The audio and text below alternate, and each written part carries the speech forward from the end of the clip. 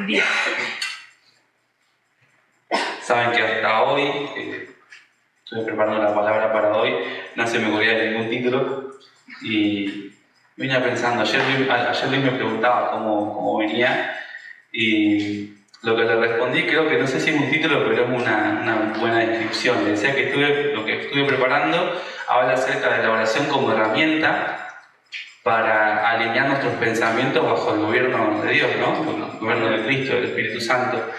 Y también una frase que escribía como para cerrar, creo que también la puede describir bien lo que vamos a tratar hoy, y es que la oración es para el alma lo mismo que el respirar es para el cuerpo. Es necesario y es un acto que tiene que darse constantemente, ¿no? Así que no hay título, pero esto es como una pequeña introducción. Vamos a leer, primero que nada, Primera de Tesalonicenses, capítulo 5, versículo 17. Doy un poco para que lleguen a buscar, porque siempre arranco apurado. El versículo principal de lo que vamos a leer está a la mitad de este pasaje, pero todo tiene un contexto. Es Primera de Tesalonicenses, capítulo 5, del 14 al 23. Dice así: También os rogamos, hermanos, que amonestéis a los ociosos, que alentéis a los de poco ánimo, que sostengáis a los débiles, que seáis pacientes para con todos. Mirad que ninguno pague a otro mal por mal, antes seguid siempre lo bueno unos para con otros y para con todos. Estad siempre gozosos, orad sin cesar, dad gracias en todo, porque esta es la voluntad de Dios para con vosotros en Cristo Jesús. No apaguéis al Espíritu, no menosprecéis las profecías, examinadlo todo, retened lo bueno. Absteneos siempre de toda clase de mal, y el mismo Dios de paz os santifique por completo, y todo vuestro ser, espíritu, alma y cuerpo, sea guardado irreprensible para la venida de nuestro Señor Jesucristo. Bueno, lo primero que pensamos, lo primero que se nos viene a la mente cuando leemos este pasaje, es que lo que leemos pareciera ser una especie de lista con instrucciones a seguir, una serie de mandamientos o requisitos para vivir una vida agradable a los ojos de Dios. Y si bien es cierto que estas cosas agradan a Dios, la frase central acá en este pasaje es orar sin cesar. Esta acción, la de orar constantemente, es lo que permite que podamos, como indica el pasaje, alentar, sostener, ser pacientes, evitar la venganza, hacer lo bueno, estar siempre contentos, ser agradecidos. Es lo que permite que hagamos todo eso desde el origen correcto. Porque ¿cuál es el asunto? Que nosotros podemos hacer todo eso y al mismo tiempo no tener una vida de oración. Yo puedo alentar, puedo sostener, puedo ser paciente, intentarlo al menos, sin una vida de oración. Pero si esto no tiene como origen una vida de oración, pueden haber consecuencias. Podemos alentar sin amor, podemos sostener por compromiso, nuestra paciencia puede ser limitada o incluso no tener paciencia. Quizá evitamos la venganza, pero terminamos guardando rencor. Hacemos lo bueno, pero lo sentimos como una carga. Estamos contentos solamente cuando las cosas van bien y solamente agradecemos cuando la situación es favorable. Es decir, yo puedo hacer esto y al mismo tiempo no tener una vida de oración, no orar sin cesar como ordena Pablo en este versículo, ¿no?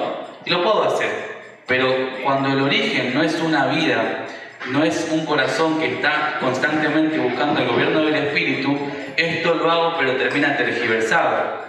Aliento sin amar a la persona, sostengo no porque lo amo sino por compromiso. Entonces, aun cuando humanamente pudiéramos lograr todas estas cosas, serían solamente obras muertas, porque lo que hago en la carne es muerte, la carne está muerta en delitos y pecados. Si no hacemos estas cosas con el gobierno del Espíritu Santo como el origen, lo único que logramos es envanecernos a nosotros mismos y mostrar qué tan buenos o amables podemos llegar a ser por nuestra cuenta. No olvidemos que el objetivo principal que tenemos como iglesia es morir a nosotros para que nuestro carácter refleje a nuestro Señor Jesucristo. Amén. O sea, el fruto del Espíritu. Entonces,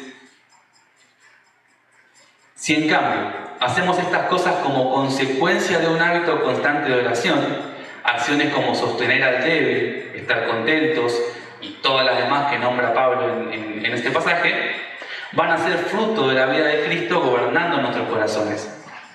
Entonces, el hábito de la oración, entre otras cosas, es la acción que produce en mi alma el someterse y obedecer a la autoridad de Cristo.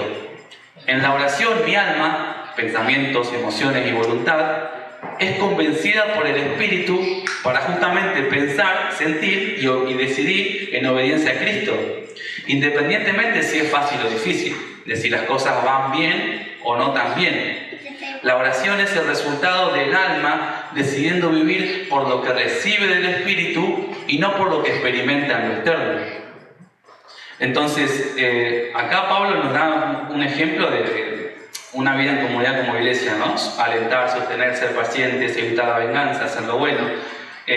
Son cosas que nos ayudan y que necesitamos hacerlas como comunidad, y que si provienen de una vida de oración, podemos llevarlas a cabo de la manera correcta. Pero esto abarca mucho más, ¿no? Si yo tengo una vida de oración, voy a poder resistir la tentación.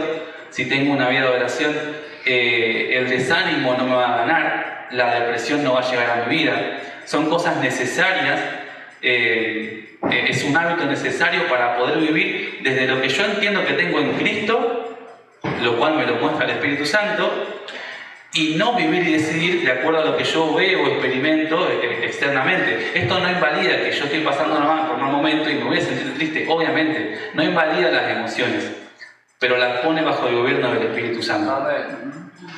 Ahora, es importante también entender que, como venimos viendo, si yo no tengo una vida de oración, no puedo expresar el fruto del Espíritu, no puedo alentar o sostener, no puedo pasar por las pruebas. Entonces, ¿qué podemos pensar? Bueno, si tengo una vida de oración, sí lo puedo hacer. Ahora, ¿cuál es el tema? Que a veces también podemos tener una vida de oración, pero no ser guiados por el Espíritu Santo. A veces las oraciones pueden provenir de los deseos de la carne, de nuestros propios deseos. Santiago capítulo 4, versículo 3, lo ejemplifica muy bien. Es más, si se lee un poco más en contexto, se entiende mucho más, pero es acá, Santiago capítulo 4, versículo 3, dice: pedís y no recibís, porque pedís mal, para gastar en vuestros deleites. Entonces, acá unos versículos antes, Santiago explica que la iglesia en ese momento estaba llena de contiendas, de divisiones, que se peleaban, que incluso planeaban matar a alguien para conseguir lo que querían. Era realmente muy turbio el asunto, como estaba la iglesia en ese momento. Entonces Santiago le dice: piden y no reciben porque piden mal, para gastar en vuestros deleites. Orar para que se cumplan nuestros deleites o pasiones inevitablemente nos pone en contra de la voluntad de Dios. Si yo le estoy pidiendo a Dios que cumpla lo que yo quiero, entonces estoy actuando en mí, no estoy siendo guiado por el Espíritu Santo. Y no es malo el deleite ni las pasiones. Lo malo es que estén orientados a cualquier cosa que no sea Dios. Eso es evidencia de que el alma sigue gobernando. Una oración correcta, en este sentido, si yo deseo algo, si yo quiero tener algo, lo que quiero obtener, lo que sea, le pido a Dios que me dé discernimiento. ¿Esto va acorde a tu voluntad o es simplemente un deseo mío? Eso sería un buen consejo, ¿no?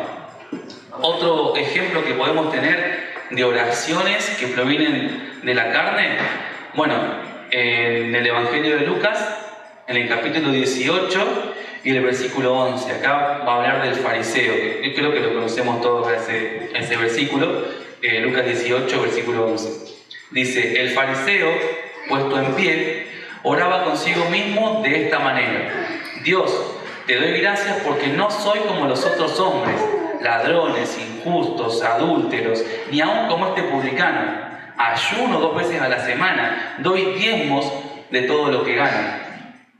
Fíjense, ni bien empieza el pasaje, dice que el fariseo oraba consigo mismo. Y entendemos que la oración es: sí, yo voy, expreso, le rindo mi corazón a Dios, le muestro lo que me está pasando. ¿Para qué? Para recibir una respuesta. Pero el fariseo oraba consigo mismo. O sea, si nuestro corazón no está rendido, podemos nombrar a Dios en todas nuestras oraciones y aún así estar teniendo un monólogo. ¿Y cuál es el peligro de esto? Que cuando no incluimos a Dios en nuestras oraciones, cuando no esperamos una respuesta de Dios, empezamos a analizarnos, a juzgarnos, a examinarnos bajo nuestra propia vara, por nuestra propia cuenta. Y eso puede tener dos consecuencias, pensaba mientras leía el pasaje. La más obvia es la que vemos en el fariseo.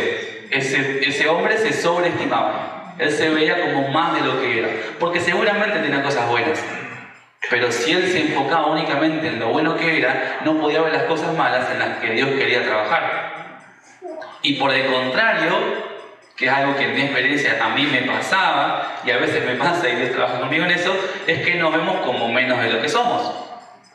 Yo muchas veces en mi vida sabía que había sido hecho hijo de Dios, que Cristo vivía en mí, todo lo que entendemos, pero cuando oraba era un acto constante de autocompasión, de autocompadecerme. Mira, Señor, qué desastre que soy, mira, no puedo dejar de hacer esto, mi economía es un desastre, etcétera, etcétera. Y no le daba lugar a la respuesta de Dios. A que Dios me decía, bueno, que empezó la buena hora va a terminarla, todo es para bien, para los que conforman su propósito son llamados. Muchas cosas que Dios puede usar para responderte, no las escuchaba. ¿Por qué? Porque muchas veces oramos con nosotros mismos y no le damos lugar a Dios para que tenga esa ida y vuelta que necesitamos, ¿no?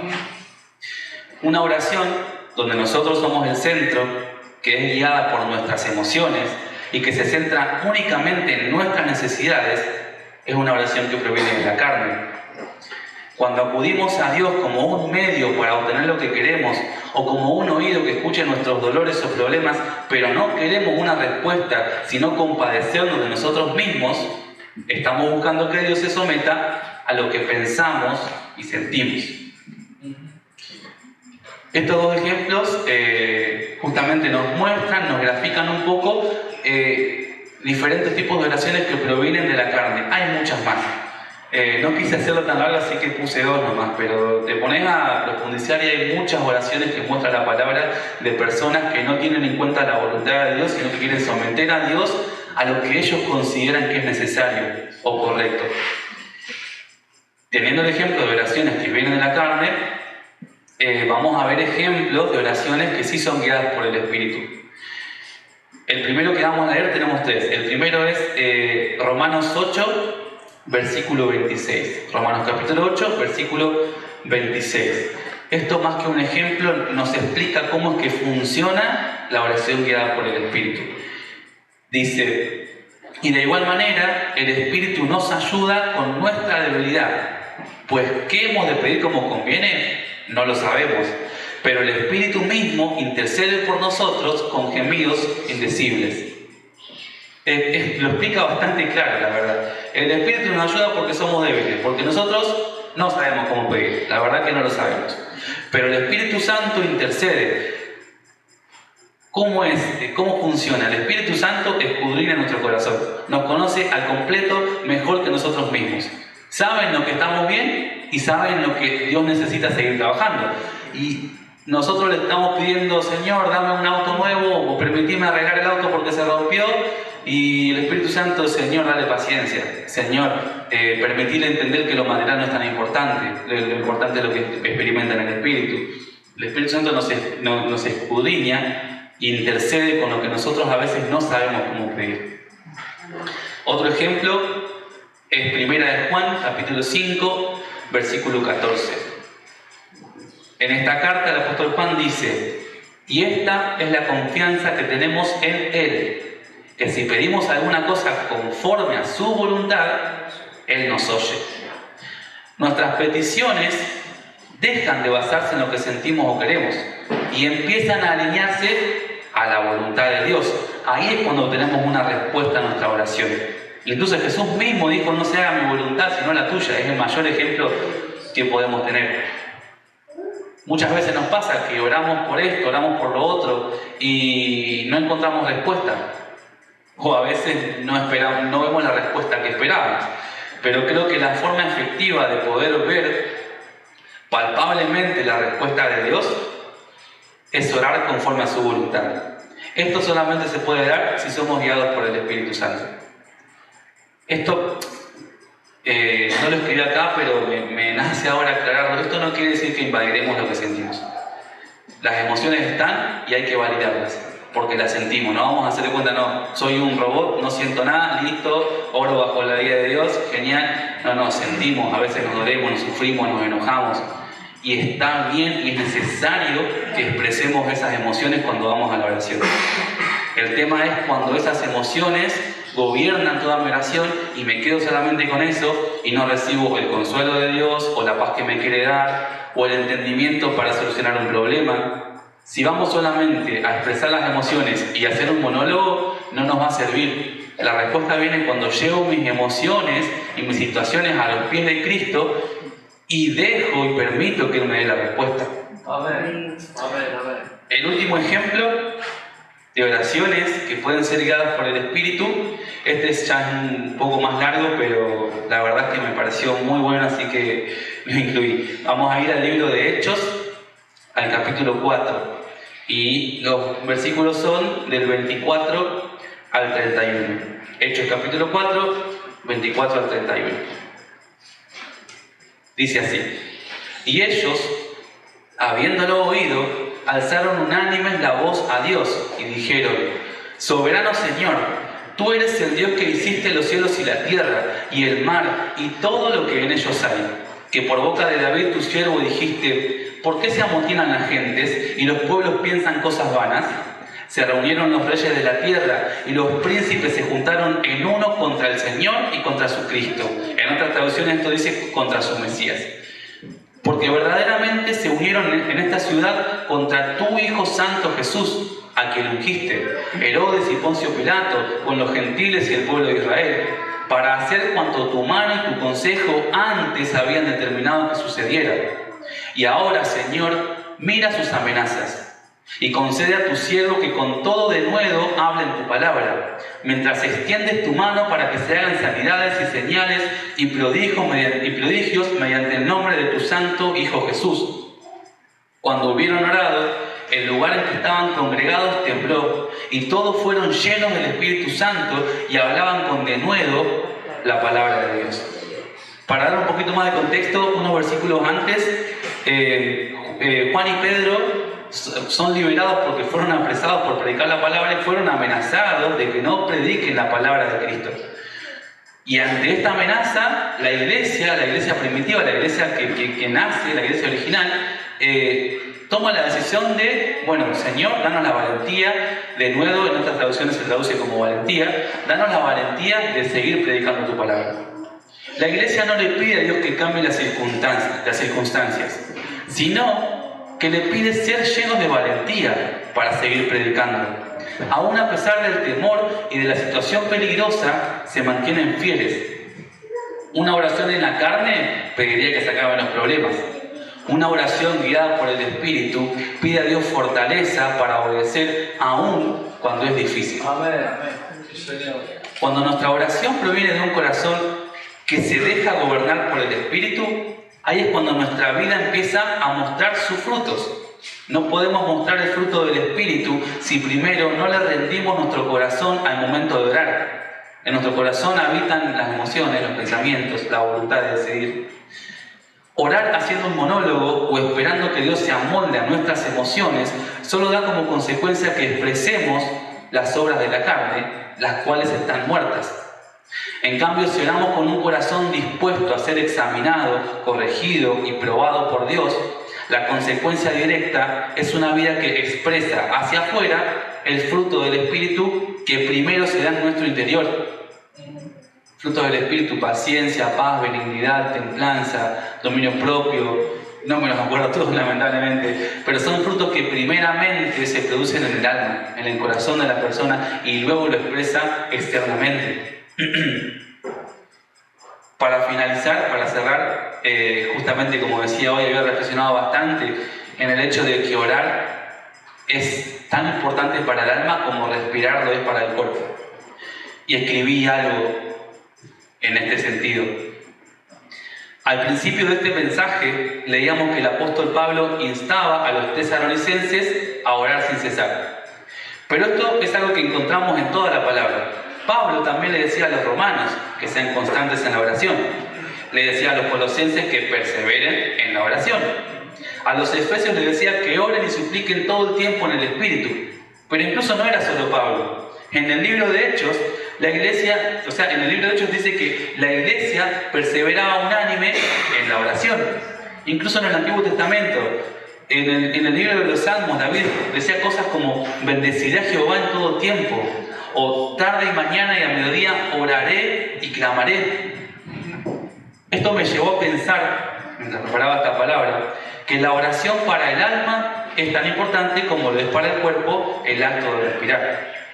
No podemos vivirla sin la acción continua de respirar, y al mismo tiempo nuestra alma no puede experimentar la vida de Cristo si no vivimos en una constante búsqueda de estar en comunicación con Dios.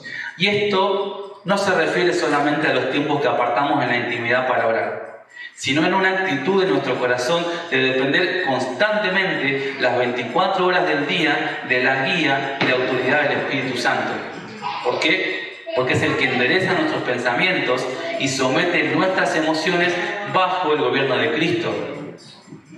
Muchas veces hemos visto la oración, y digo hemos porque me incluyo, como un salvavidas ante los problemas, o como un medio para conseguir lo que queremos.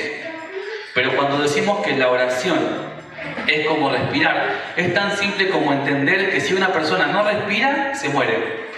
La respiración es la acción fundamental que sostiene la vida, y en paralelo, la oración es la que constantemente nos permite ver la vida de Cristo en nosotros.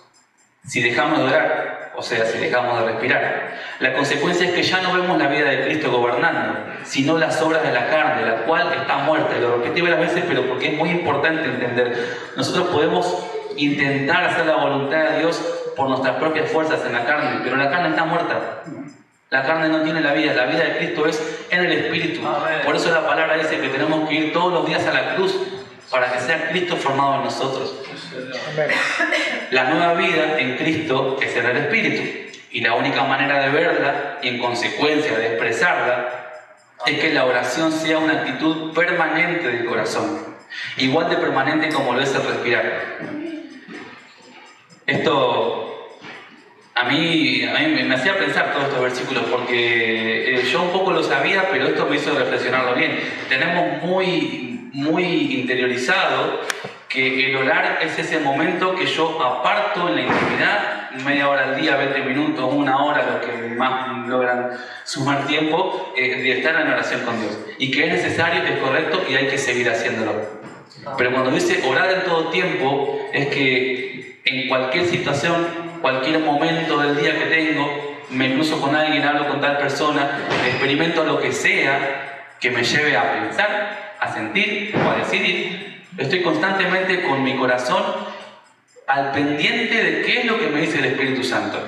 Porque cuando alguien me hace enojar, mi alma enseguida se va a querer enojar. Pero ¿qué es lo que me dice el Espíritu Santo? Que tenga paciencia, que perdone. Es constante. Esto, quiero aclarar, no invalida y va de la mano con la lectura de la palabra. Si yo no tengo una base firme en conocer qué es lo que dice la Escritura acerca de Cristo, puedo orar y pensar cualquier cosa. Esto es una guía práctica. Como decía Omar, podemos tener sueños, podemos tener palabras de parte de Dios, pero solamente sabemos que es realmente correcto si está acorde a lo que dice esta palabra. Entonces, si bien hoy hablo de la oración como algo súper importante, va de la mano con la lectura de la palabra. Y también con la comunión con mi cuerpo. Amén. Porque no somos llaneros solitarios. Amén. Dios pone un cuerpo para que veamos a Cristo en las personas que nos acompañan. Gracias, Jesús. Vamos a orar para cerrar. Padre Santo, Señor, en el nombre de Jesús, quiero darte gracias por la oportunidad y la gran responsabilidad de pasar y compartir tu palabra, Señor. Te pido que tu Espíritu Santo, Señor, gobierne nuestros corazones, Señor. entendiendo que el momento en el que oramos, Señor, es el momento en el que nuestro corazón, nuestro alma, voluntariamente, Señor, se doblega, entrega su voluntad, entrega el gobierno al Espíritu Santo, Señor, a nuestro Señor y Rey Jesucristo. No podemos vivir una vida bajo el gobierno de Cristo si en la oración nuestro corazón no se doblega, Señor. Ese es el momento más importante en el que rendimos, Señor, todo nuestro ser. Como decía la palabra, Dios quiere que nuestro espíritu, alma y cuerpo sean guardados irreprensibles. Pero mi cuerpo, Señor, va a seguir resistiéndose si mi alma no quiere doblegarse ante el gobierno del Espíritu, Señor. En el Espíritu tenemos la vida de Cristo, tenemos el fruto del Espíritu, tenemos la salvación, tenemos todo en el Espíritu. Es el deber de mi corazón rendirse en la oración para que yo lo pueda expresar hacia afuera, Señor. Le pido que, más allá de mis palabras humanas y de mis explicaciones limitadas, que sea tu Espíritu Santo, Señor, el que haya ministrado esta palabra en los corazones, Señor. Que en la semana puedas ponernos en situaciones que nos hagan recordar esto y que podamos ponerlo en práctica, Señor. Como me tocó compartir hace unos domingos, pienso, luego existo. Si yo pienso y después decido de acuerdo a mis emociones y a mi voluntad, Señor, no estoy haciendo la tuya.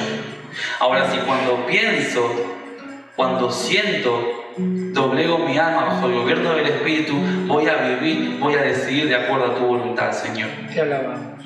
Te doy gracias, Señor, por poder estar acá este domingo, porque el clima menguó, porque ya no hay más tormenta y pudimos reunirnos para compartirte, Señor. En el nombre del Padre, del Hijo y del Espíritu Santo. Amén.